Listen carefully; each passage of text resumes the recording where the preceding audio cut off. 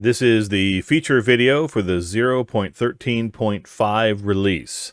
And the very first feature I want to show you is one that people have been asking for a while. If you look down here in the modifier bucket, there is now a magnet.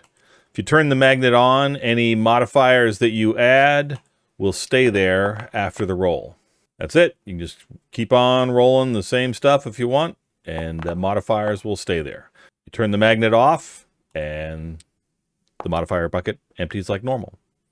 As the best icon I could find was a magnet, meaning, you know, the stuff sticks there. But trust me, with only that little bit of space, it's difficult to find a really good icon, so I picked the magnet. The next feature is for GMs. A lot of GMs have asked for this. If you want to make blind perception rolls for all of your player characters, you can do that with a chat command now. The everyone command, if you make it private by putting a bang in front of it, it will execute this locally for the GM, and the GM will see the results, but the player characters will just see the blind rolls. So here I'll do quietly everyone perception roll. So you see the perception rolls. Then I'll quickly bring over the client, and you'll see what it looks like for them. They just see the question mark dice and that the GM has rolled 2 dice rolls. Don't know why. The next feature is we've added an @target, an optional target to the /HP or /FP commands so that player characters can heal other player characters. So here, Bernice is going to try to heal Bog, and this is it, /HP +1 @target. Now, if she hasn't selected a target, you get this error message. But if a target is selected, then we'll look at the client for the Bog owner, and this dialog appears. It says, Bernice wants to execute HP +1 on Bog. Is that okay? So you can't just suck everybody's health or fatigue away, and you get to decide whether it's beneficial, and you can accept it. So I can say yes, and then then Bog gets his +1 health. Some more features we've added. We've updated the GCA5 Exporter. It works better now with inventory. We've combined the NPC Mini and NPC Mini conditional injury character sheets into one. It now all works as one. And for our range calculations, we now support the by-the-book range on the standard speed, size, and range table. So if you are doing ranges in 11,000 hexes, we now correctly calculate the modifier for that. And another feature we've added is move type. Here you can see Bog has the move type of ground. That's the default move type.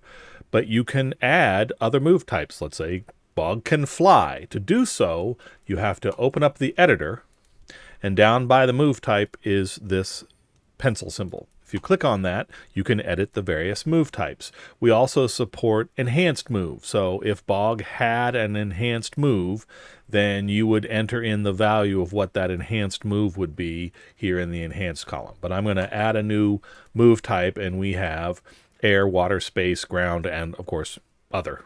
So I'll say he has air at a 7, but it has an enhanced move of 15. Now I have to tab out so it remembers that, and then I'll go back to the full view, and you can see here on the ground view he just has a regular move. But if I switch to air now, it shows the regular move and the enhanced move. And of course we use the encumbrance calculation to determine what the move values are at each level of encumbrance. And this has been integrated into drag ruler. So Bog in air move can move 7 with an enhanced move of 15. So if I try to move Bog, you can see there's 7.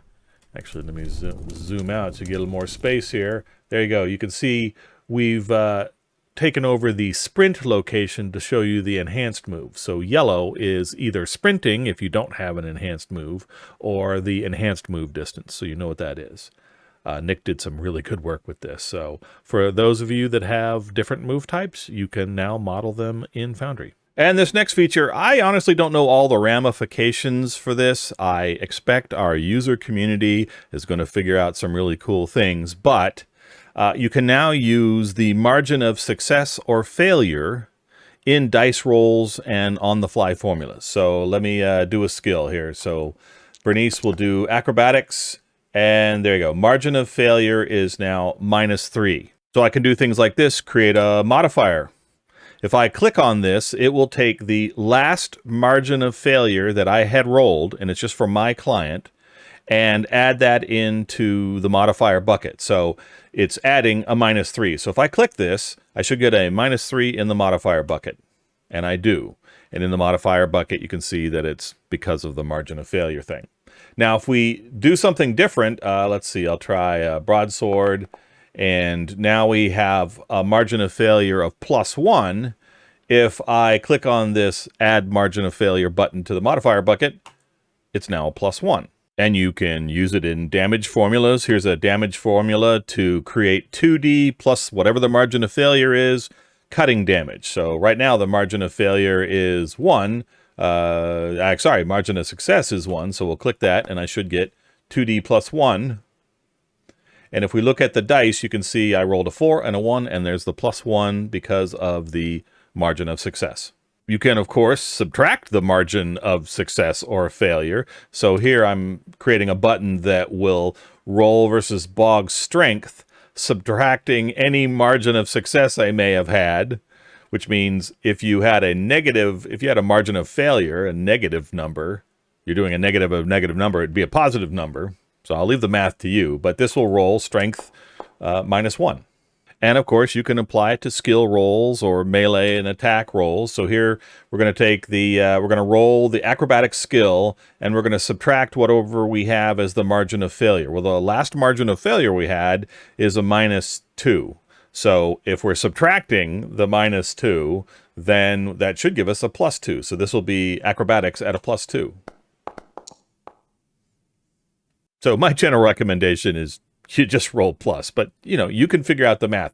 And this also works in standard rolls, just any place where you can use the @gmod or @gmodc. You can also use @margin. So any standard Foundry roll syntax, you can use it, which includes roll tables. So here, this table, the roll formula is just 1 plus whatever the margin of success was. And the last margin of success we had was a 1. So when I roll this, and I'm using air quotes, of course, it should actually just roll a 2.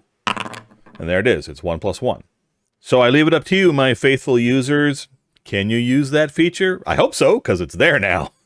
All right, the next feature is an enhancement to the if chat command.